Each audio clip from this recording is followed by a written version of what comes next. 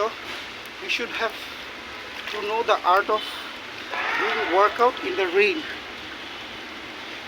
Okay, so in the rain, people are doing their jobs. The daters, the lovers, they're dating in the rain. The boys are playing guitar in the rain.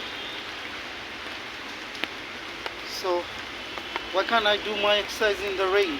So I just put off my shoes, and mostly nowadays I'm trying to put off my shoes and walk in the ground in barefoot to get connected with the soil, okay? Although there is no soil.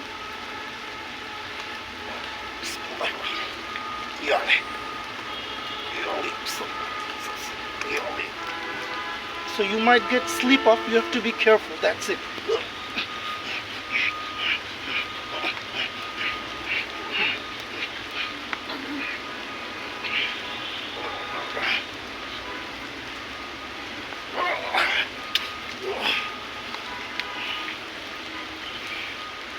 So